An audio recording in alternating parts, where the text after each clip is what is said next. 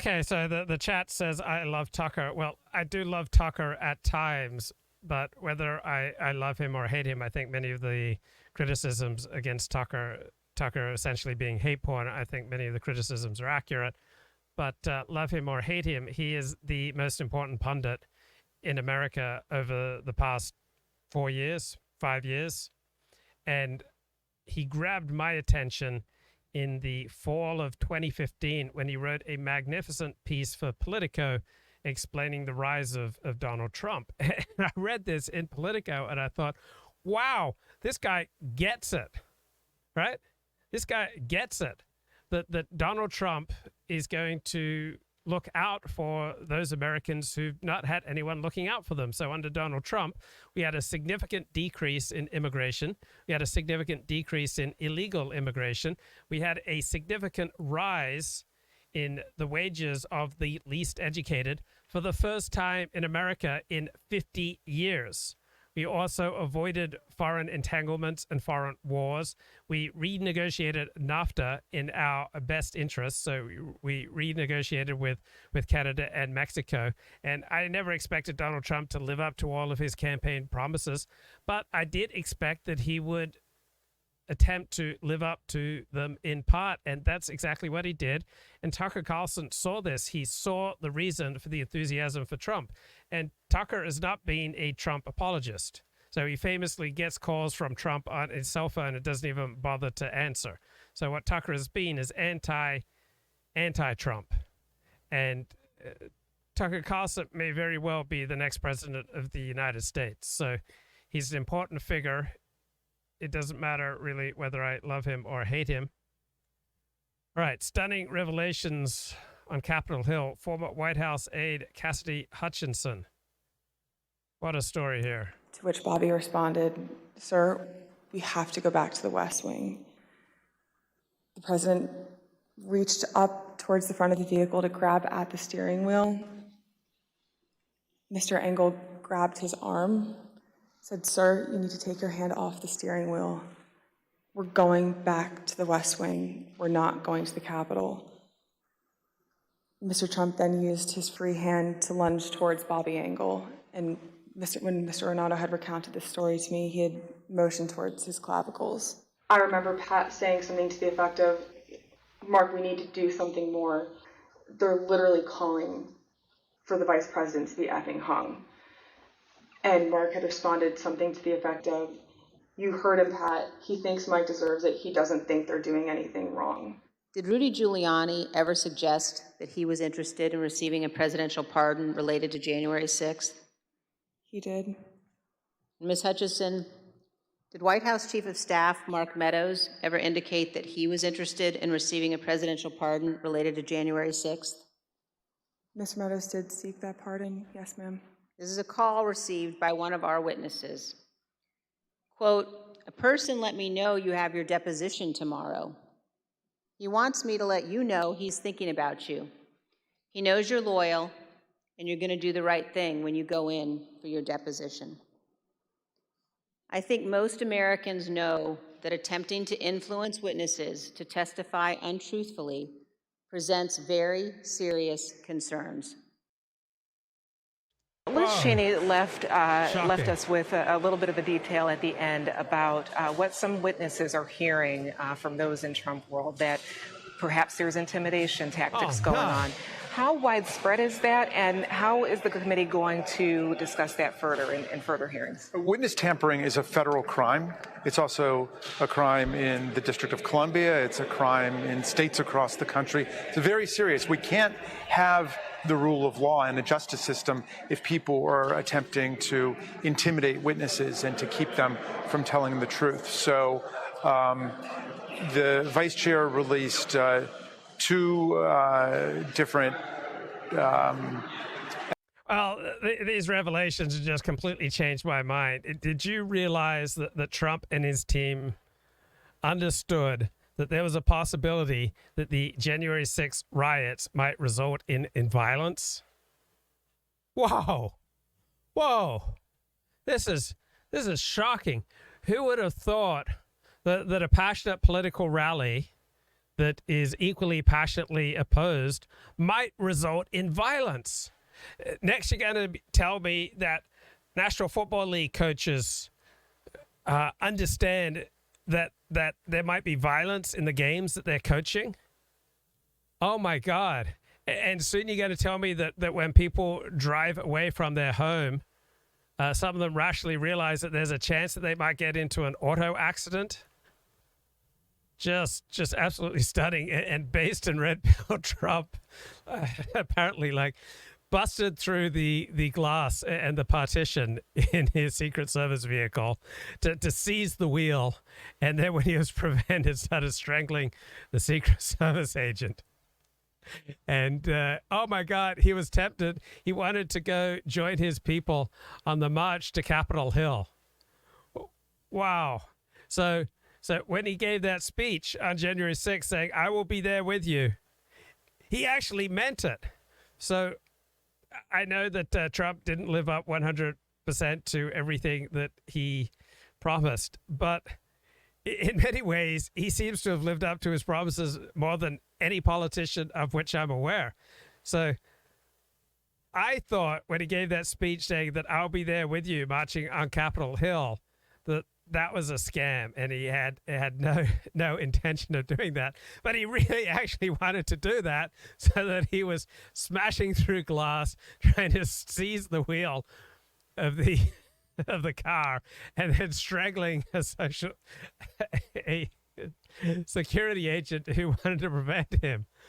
Oh, truly shocking stuff. So the meta issue that I'm thinking about these days is the psychology of martyrdom and people who have a martyr complex. I recognize martyr complex in myself, and I recognize martyr complex with almost everyone on the distant right. So what's behind the psychology of martyrdom? That this narrative essentially prescribes what one needs to do in order to get significance. And those that sacrifice everything at the behest of these ideological imperatives are elevated to a legendary status. This is why we call them heroes. Yeah, I think that's what drives martyrs complex. People want to be heroes, right? If we could just be heroes just for one day, right? Just for one day. People want to feel significant. I mean, we could hide away in daylight. Right? We could wait out the sun. I mean, we could just go on leading a normal life. I mean, I wish we could swim like dolphins. And I know that nothing will keep us together. But we can beat them forever and ever because we can be heroes just for one day. Nothing will drive them away, but we can be heroes just for one day. I can remember standing by the wall and the guns shot above our heads, and we kissed as though nothing could fall. And the shame was on the other side. We can beat them forever and ever, then we can be heroes just for one day, as David Bowie put it. But yeah, people want to feel significant.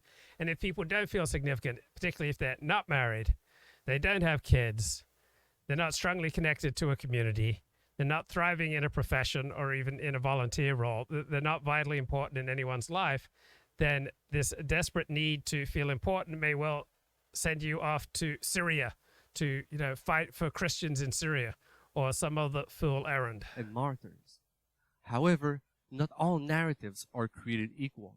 Some narratives appear more worthy of sacrifice than others. And scholars have recently introduced the notion. Right. So Tucker weaves narratives that are particularly compelling. And in my experience, the narratives that are most compelling are the least true. All right.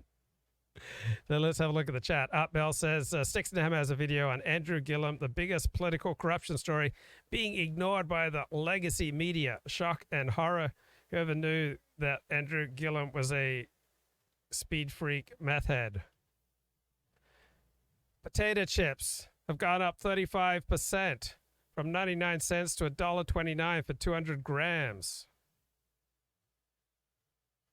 Shocking. What is Nick Fuentes doing to help the jail January 6 folks? 1.5 years inside, being held in solitary confinement for 23 hours a day. Well, as long as other political prisoners are enduring the same thing, meaning people, Biden voters, then it's not so bad. But if it's only Trump supporters who get this kind of treatment, then I think that's wrong. Yeah, death count, 51 dead in that truck in San Antonio. It gets 1/20th the news of the Uvalde school shooting that, killed 15 people? So 3 times as many illegal immigrants die, and it gets 1/20th the news attention. Look, what happened to the Dennis Prager clips? The spell was broken. You saw too much, heard too much, right? Yeah, so the spell was broken by 2015. But yeah, I would still play some clips up until about 2017. So I guess some habits were residual. And I mean, Prager has his gifts. Prager has his moments, right? Everyone has their genre. Dennis Prager is very good at certain things, like boiling things down. So overall, I agree with Paul Gottfried that Dennis Prager is an intellectual vulgarian. But that vulgarity, sometimes it expresses itself in clarity and common sense. Tucker Carlson's writing stuff are A+. Trump gave us a packed Supreme Court, and Ruth Bader Ginsburg did too, by dying. What an alpha move, bros, trying to seize the wheel and choke that security guard. Trump is the Ubermensch. Socrates, trust not a woman when she weeps, for it is her nature to weep when she wants her will. Disavow. Yes, I would give this young 26-year-old beautiful woman, a bombshell. I would give her a chance. I'd convert her. Yeah, Robert Fripp was originally going to do the score of Apricot Sky. Okay, let's get some more. I think this is great. The psychology of martyrdom. Of sacred values to refer to these narratives that have the necessary psychological hook to imbue their adepts with great determination to defend them. Sacred narratives, sacred values include both secular and religious ideas such as Islam, Christianity, ancestral land, democracy, human rights. And what's fascinating is that when people adhere to these narratives, they don't care anymore about the cost or the benefit of their behavior. They care about what feels right. And what feels right often means extreme aggression against the detractor of one's narrative. Now, to summarize, people transition from wanting significance to joining a powerful social network to which they become fused, which leads them to adhere to sacred narrative or sacred values. And so far, I've only discussed how need, network, and narratives are important driving forces behind suicide terrorism. But that's only half of the story. The other half of the story is that the same ingredient, the power of the 3 N's, can also be harnessed for peace building and conciliation. In other words, the ingredients that fuel radicalization toward violence and self-sacrifice are the same as those that produce movement toward moderation. How do we know this? Well, it turns out that my colleagues and I have studied whether it's possible to de-radicalize, to rehabilitate terrorists by addressing their 3 N's. Yeah, people want to feel important, and they will go to absurd lengths to do that. They might even live stream for hours every day. All right, 2, 3, 5, 7, 10, 15, 18 people. All right, the absurd lengths that people will go to live stream. So it's a beautiful day in Los Angeles. I could be hitting the sports bar. I could be hitting the gay bathhouse. I could be going to the beach. I could be going for a jog. I could join a gym and go work out. I could go study Torah. All right, all these possibilities. But I'm here with you because this is one of the ways that I feel important. Now, all those bewildering choices. What do they do to us? So I'm reading this terrific book from 2013 by sociologist Leah Greenfield, Mind, Modernity, and Madness, the Impact of Culture on Human Experience. So we get bombarded by all these contradictory cultural messages, like go gay, go trans, become a predator, don't be a predator, become a feminist, right? We live in a world of overwhelming choices. Believe in God, be a Christian, be Jewish, be Muslim, be secular, be an atheist, right? And we have so many choices for how we want to lead our life. Like, get a new job, move, get a new spouse, right? Join a new community, join a new gym, join a new yoga class, read a new book, watch a new documentary, right? Try this new exercise, all right? So it's easy to be overwhelmed by all the choices in front of us. And we often then just futilely searching for our true self, right? If you don't have a lot of obligations on you, such as if you lead a traditional life, then you may very well spend a lot of your time searching for your true self. And this tends to be quite unsatisfactory, right? It tends to be much more unsatisfactory as gratifying. And when it is gratifying, one rarely feels secure in that gratification, right? So we're all exposed to the virus of depression. I guess I'm thinking one reason I didn't move to Sydney, Australia a few months ago, and I don't believe I ever explicitly thought this, but I think it's probably underneath my thinking, is that I've got a good thing going now. I'm a happy guy. I'm happy 95% of the time. I have friends, community, everything I need. My life is comfortable. I have opportunities to be of service. Everything's working for me. And if I move, there may be various things that I have right now that I'm not even conscious of that I may not have in Sydney, and then feel absolutely bereft and lost. So you may change jobs, you may change communities, you may change religions, you may change partners, you may change a lot of things, and then find yourself absolutely lost, because we all have within us the virus for depression, because the cultural agent that carries the disease is all around us, and that cultural agent is freedom. The more freedom you have, the more likely you are to go mad. So the more affluent you are, the more likely you are to go mad. The more distant you are from traditional obligations, the more likely you are to go mad. The more distant you are from your family and community and, say, ethnic group, religious group, the more likely you are to go mad. And there's certain places where people are particularly vulnerable to going mad, such as college, all right? You rock up to college at age 18, and on the one hand, it looks like a sexual cornucopia. On the other hand, all sorts of people are getting their lives ruined through sexual experimentation or blowback against sexual experimentation. People go to college, experiment with drugs, alcohol, all sorts of things.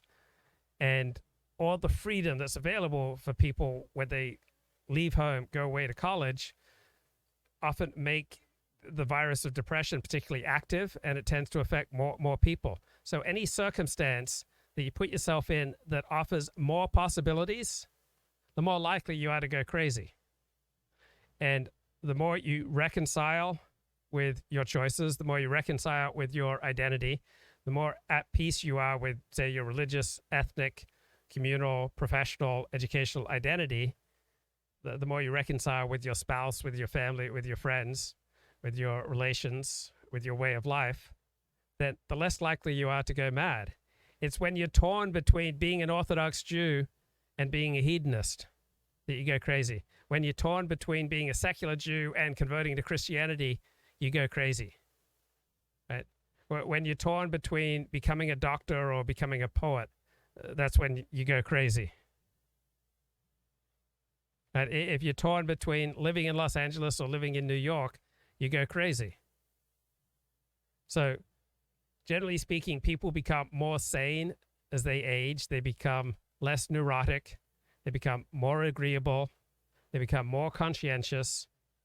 They become more mentally grounded, because people, as they grow older, kind of accept their life kind of narrowing. I remember I moved to Los Angeles at age 27 after 6 years of chronic fatigue syndrome. And so for me, the world was my oyster, and I was just banging left and right. I've never been so promiscuous as my first year in Los Angeles. And I wasn't just promiscuous with the ladies. I was promiscuous with the synagogues. I was going wild. I'd start Friday night, I'd go to an Orthodox synagogue.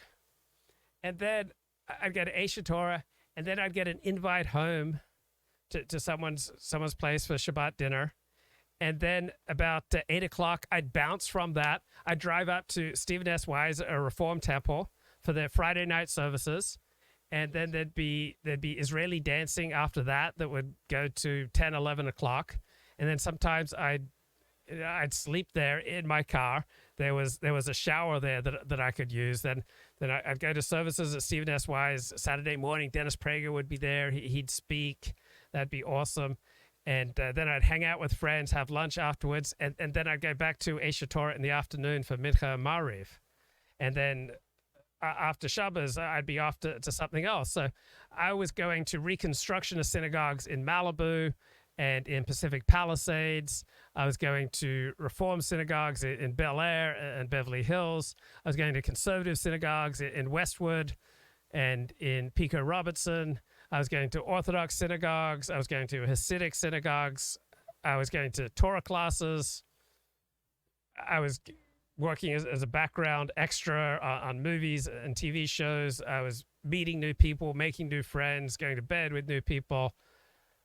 It was a crazy time, and I didn't know what I was going to do with my life. So I was thinking, I'm going to go back to UCLA and get my degree in economics, and then no, that's not good for me. Maybe I'll become an actor, and maybe I'll become a model. So I was going out on acting auditions. I had modeling auditions.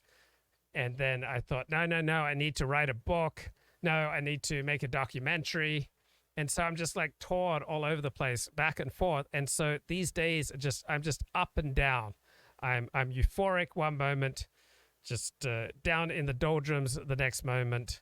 Living out of my car for months on end, sometimes getting sick and sleeping and living out of your car when you're sick is an absolutely miserable experience. So I was just all over the place. And then I settled into a rhythm of blogging, but I was blogging for a living, but I was blogging about the pornography industry, which was completely incompatible with my progression in traditional Judaism. So finally, I reconciled those two things by stepping away from blogging on the porn industry in 2007, devoted myself more to Orthodox Judaism, and I started to regain a little bit more of a sense of identity. Then I began training to be an Alexander Technique teacher in January 2009 and developed self-identity as an Alexander Technique teacher. What also shook me up was that my good friend Kathy Seib died of lung cancer in 2007. And so the whole social world that she'd connected me to kind of fell away. Also, at the same time, I realized I could no longer make a living writing. So all those social engagements, which were accounted for most of my social life, pretty much every evening I was out at a LA Press Club event or some writers party or something like that all fell away. So I had to develop this new identity, kind of start from scratch as an Alexander Technique teacher and settle into Orthodox Judaism and make peace with the Orthodox Jewish community, try to clean up some of the mess that I'd created in my first few years in Los Angeles, right? It's kind of awkward, right? I've lived in the Orthodox Jewish community in Los Angeles for about 28 years, and it's kind of awkward that there are so many people that I've either slept with or they know that I've slept with their friend, or it's not really the way that you want to live in Orthodox Judaism. And then people have known me for 28 years. They've known the inappropriate things I've said at times, inappropriate things I've done, the inappropriate things I've written, the inappropriate videos I've made, the scandalous articles about me, or some TV show that they've seen and they thought, oh, that's really gross, that's creepy, that's weird. So people know me, and in the last 10 years, particularly the last 6 years, I've managed to reconcile more with an identity of being an Orthodox Jew and a writer and a live streamer and an Alexander Technique teacher and someone who just loves to read books. So when you can reconcile to your life and find spaces in there to be of service to other people, that's about the best inoculation against the virus of severe depression. So events that make your identity a challenge or a problem or make you question your identity are events that are very likely to trigger the virus of depression and madness. Events that undermine your social status, right?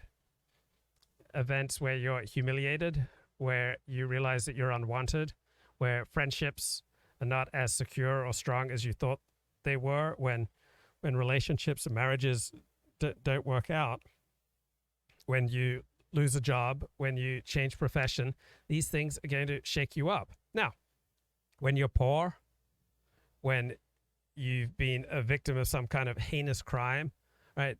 When you have far fewer choices in life, these things don't tend to trigger severe mental illness, right? So survivors of the Holocaust don't tend to walk around terribly depressed or anxious or bipolar, right? Survivors of the Holocaust tended to do pretty well in life, and they went through horrible things. So events that trigger our depression are things that would appear to most people absolutely trivial. So a girl that you really like, she's not interested in you, or you've moved to a new environment, so you're no longer the smartest in the group. Now you're just ordinary, right? So you live in one place where you're a big deal in one aspect of your life. You move to another place and you're not a big deal in anything, right? Maybe you don't get into your preferred college, right? Maybe, someone breaks up with you. Maybe you don't attain a particularly desired position in your workplace. And these are the events that trigger self-examination, that kind of undermine your sense of identity. When you start questioning your religious faith or your political faith or whatever the faith has been that sustained you, and you start questioning that has the opportunity to disorient yourself and can very well begin the whole process of mental disintegration. So the triggers themselves are usually not traumatic, and most people would regard them as trivial. Now, these triggering events also tend to be accidental. Something just happens and you completely have to reevaluate who you are. Now, most of us live our lives peacefully. We carry the virus of depression inside ourselves, but we're rarely made aware of our vulnerability until our world falls apart, when a spouse leaves, a friendship ends, a job ends, a promotion doesn't come through, right? Then suddenly we're triggered, and this virus of depression within us starts to take over us. So the more choice you have about where you live, the more choice you have about what social group you hang out with, the more choice you have with how you spend your money, with how you earn your money, the more likely you are to get depressed, right? The more freedom, the more depression. So this terrific book by Leah Greenfeld talks about one privileged WASP, white Anglo-Saxon Protestant woman. Her father was a distinguished scientist. She too became a scientist, and she wrote a story about her depression.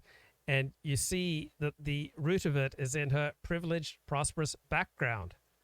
All the choices she had for self-creation, the absence of responsibilities and limits and objective difficulties. She had too much. She had too much freedom. Her life was too good, and that's why it turned bad. She moved to California, and California did not pressure girls into curtsying. Everything was wide open in California. Everyone seemed to have 1, 2, 3 step-parents. My friend's financial resources were of astonishing proportions. I learned for the first time what a WASP was, that I was one, and that this was a mixed blessing. I'd never heard the term until I arrived in California, that apparently being a WASP meant being moss-backed, lockjawed, rigid, humorless, cold, charmless, insipid, less than bright, but otherwise to be envied. Seemed very strange. This contributed to a certain social fragmentation. One cluster at my school went to the beach by day and partied by night. They tended to be WASP. The other was more casual and jaded, tended toward intellectual pursuits. I ended up drifting in and out of both worlds, comfortable in each. So if you're drifting in and out of a lot of different worlds, you're much more vulnerable to madness. So She had many manic episodes, but along with almost everyone who has manic episodes, almost nothing good or that contributed to the world came out of them. So the whole cardinal feature of nationalism is its secularism. So with nationalism comes the dignity of every individual. With nationalism comes popular sovereignty. And this effectively, functionally tends to make God much less important in people's lives, even defunct. So man becomes the ruler of the universe. So beginning with 16th century England, there emerged a completely new understanding of man as a self-governing and dignified being, someone responsible for and capable of shaping his own destiny. So human life acquires this new and supreme value. So choice, freedom. This is the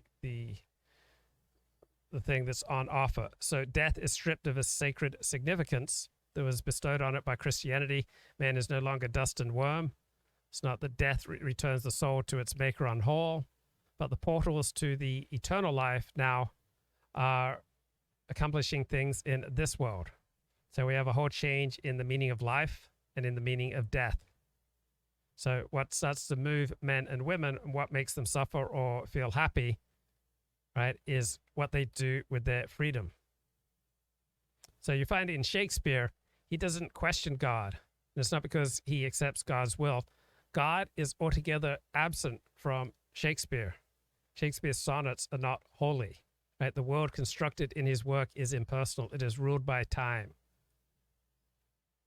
Right? It is ruled by natural forces. So we get this exhilarated realization of one's humanity, that one is the captain of one's own ship. Right? This is part of the new secular vision of nationalism. And we have this new concept of the human being as an autonomous agent, the author and creator of his own fate. We've got this meaningful, beautiful, complex world. And we, as individuals, develop this godlike, dignified image and identity in which people take great pride. So our identity was something that we as individuals could construct. And the social structure was something that we could shape as well. And we were free to wander from place to place. So we were no longer limited by God's will or by the fact of birth, right? We acquired the status of citizens on earth. We became travelers in society. We started setting our own destinations. More often than not, we traveled alone. We left behind the families of our origins. We pulled out roots without regret. The whole system of social stratification was opened up to us. The impenetrable dividers between its sectors became porous. We were in charge of our own itinerary. And as our social position changed, we didn't know with whom we belonged. We did not know what to expect from life, and we did not know how far we could go in life. So we became the masters of our own life. We were free to create our souls. We could add to our dignity. We become equal to the best in society. The possibilities were breathtaking. So ambition prior to the 16th century was a dirty word. But beginning in the late 16th century, ambition became a positive word. Right? It became an inner drive. And it came out of the word passion. Right? We were now allowed to live with passion, to have ambitions and feelings that would brook no restraint. So the passion of ambition gave us a direction, gave power to a life, and society was pulling back on giving us direction. So we had excitement, we had hope, we had inspiration, and realizing our ambitions brought tremendous gratification, satisfaction, confidence, pride, and intense joy. But when we didn't achieve our ambitions, we became highly vulnerable to depression. So ambition was the inner compass that drives people in the modern world. And it's nationalism that gave us the modern world. So ambition drives us to aspire and to achieve. And one did not rest until one found one's proper social place. Now, the defense against threats of a thwarted ambition really boil down to love. So love too was invented in 16th century England, romantic love. Right, very different from the agape conception of love in Christianity. This was love fueled with lust and with passion. And it's probably Shakespeare more than any other individual who encoded this new view of reality in the English language.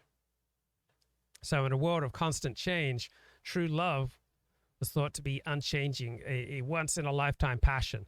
It was not fickle. It was uncontrollable. It was free from extraneous compulsion. True love was oblivious to social norms. Love was the ultimate passion. It was the most authentic expression of man's essence.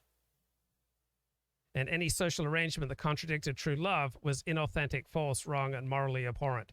So love made it possible for us to be free. So the rootless modern individual would find one's proper place and define himself in love. Love became an identity-forming device. And love, of course, would usually be an obstacle course filled with all sorts of challenges. Love demanded unceasing effort on one's part. Love was never a guaranteed result. Frequently, love just happened to one, or one fell into it. One discovers one's true identity. Often by accident, one's life becomes filled with meaning through being touched by love. So what defined one was the recognition of one's love's object, right? The person who fulfills you. So this is the central theme of Romeo and Juliet. The lovers are star-crossed. They fall in love at first sight. They recognize the finality of their choice, despite the fact that social conventions and identities that are assigned by other people and other parties have forbidden them to each other. So this is from this terrific book by Leah Greenfeld, Mind, Modernity, and Madness, the Impact of Culture on Human Experience.